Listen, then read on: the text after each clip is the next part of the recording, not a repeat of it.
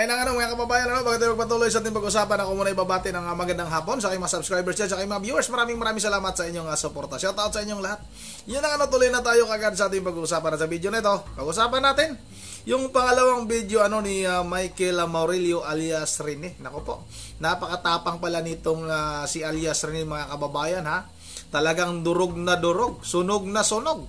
Itong si Senador Risa Hontiveros mga kababayan, talagang matapang yung sagot ni alias Rene. Sinagot niya mga kababayan yung ginawang press con ni Senador Risa Hontiveros. Na ayon kay Risa Hontiveros ay nakidnap daw itong si alias Rene ng kampo ni Pastor Apollo Kibuloy. Mariing pinabulaanan ni alias Rene mga kababayan. Kasinungalingan daw yung mga sinasabi nitong si Risa Tanas mga kababayan. Ako po, kailan rin ba nagsasabi ng katotohanan yan? At ayon pa kay alias Rene mga kababayan, hindi daw totoo na nakidnap siya ng kampo ni Pastor Apollo Kibuloy. At nakiusap ha itong si alias Rene kay Senador Risa Hontiveros. Tama na daw. Tama na yung pagsisinungaling mo. Tama na yung paggamit mo sa kanya.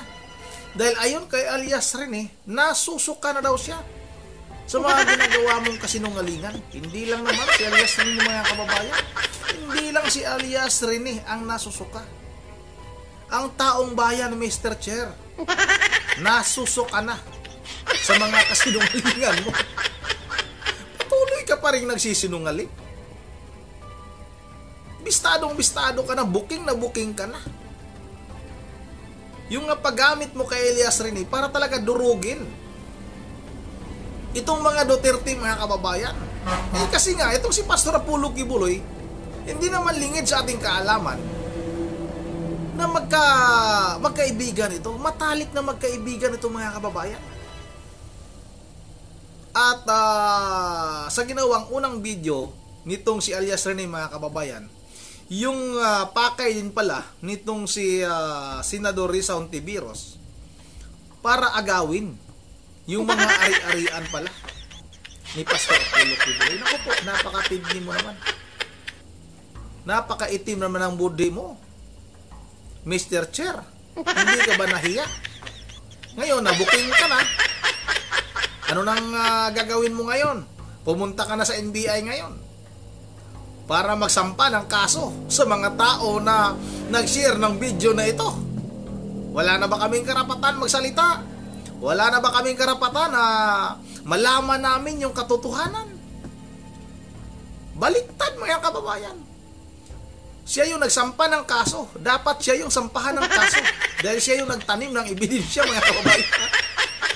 Talagang baliktad na ngayon yung panahon. At ipakita ko rin sa inyo yung ginawang press con nitong si Risa Tanas. Yung may nagtanong nga na isang reporter kung kailan ba nakidnap itong si alias Rene mga kababayan. Di ba nasa pangangalaga ito ng WPP o Witness Protection Program? Paano siya nakidnap?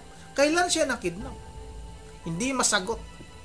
Nag-isip pa itong si Risa Tanas mga kababayan. Halatang halata talaga na nagsisinungaling itong si Senador Risa Hontiveros. O ito na Mr. Chair, sabay-sabay na natin itong panoorin. Ako po si Michael Maurilio, si alias Rene. Una po sa lahat, hindi po ako binayaran, pinilit, tinakot or kinidnap ng kingdom o ang kampo ni Pastor Apollo Kibuloy. Wala pong katotohanan yung mga claims ni Senador Risa sa kanyang o di ba? Walang katotohanan. Siya na mismo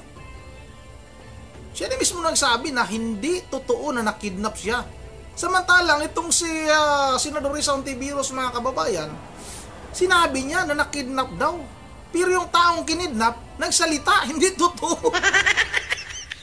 Anong kalukuhan yan? Ito, patuloy natin ito. Wala po ako sa pader ng kingdom. 2019 pa po ako huling nakapunta ng Glory Mountain. Ito lamang ay pamamaraan ni Senador Risa upang ako ay makuha ulit at patahimikin. Kusa po akong lumabas upang sabihin yung katotohanan. Handa po ako. Ayan mga kababayan ha. Ang gusto pala nitong si Risa Tanas mga kababayan na muling makuha niya itong si Michael Maurilio o alias Rene para patahimikin. O dalawa lang ang ibig sabihin niya. Pag sinabi mong patahimikin, although bigyan mo ng pera, mas malaking halaga. Kung binayaran siya ng 1 million nung una, baka ngayon, doble pa o triple, o baka gawing 5 million yan mga kababayan. Dahil marami tayong nababasang mga komento, marami dong pira. Si Senador Risa Hontiveros mga kababayan. Dahil maraming naipon sa pera. At yung pangalawa mga kababayan, sa sinabi ni alias Rene na gusto siyang patahimikin, baka gustong patayin o ipapatay itong si alias Rene ng kampo ni Risa Tanas mga kababayan. Hindi nalalayo yan para maging malinis yung kanyang pangalan. O ito, patuloy natin ito. Labas ng mga ebidensya, kaukulang ebidensya, papatunay na si Senador Risa ang pasimuno sa mga paninira kay Pastor Apollo Kibuloy. At handa po akong sa anumang mga legal na proseso. Senador Risa, hindi ako nag-text ng anuman sa'yo. Huwag mo na akong gamitin sa mga kasinungalingan mo. Kaya nga nasusuka ako sa iyo. Titindigan ko yung mga sinabi ko sa video na ginawa ko. Kusang loob ko itong ginawa para matahimik na yung konsensya ko. Uulitin ko po, hindi po ako binayaran, pinilit, kinidnap ng kingdom ang kampo ni Pastor Apollo Kibuloy. Ako po si Michael Maurilio. O malinaw na malinaw ha.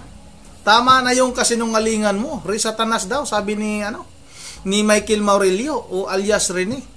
Dahil nasusuka na siya. At handa niya patunayan na may mga hawak siyang ebidensya mga kababayan na magpapatunay na itong si Risa Tanas mga kababayan ay nagsisinungaling. Handa daw niya itong mapatunayan. At ayun nga, kay alias Rene mga kababayan, hindi siya kinidnap, hindi siya binayaran ng kampo ni Pastor Apollo Kibuloy. Sa halip mga kababayan, itong si Senador Risa Hontiveros ang binuking nitong si Michael Maurilio o alias Rene nung unang video nito na nilabas na binayaran siya ng 1 milyon. Tapos nga binaliktad ni Risa Tanas na binayaran ng kampo ni Pastor Apollo Kibuloy. Tingnan niyo mga kababayan kung gaano sila kagaling gumawa ng kwento. Gaano sila kagaling na baliktarin nila yung sitwasyon, yung pangyayari. Sila na yung nagbayad, tapos ituturo nila ngayon sa kampo.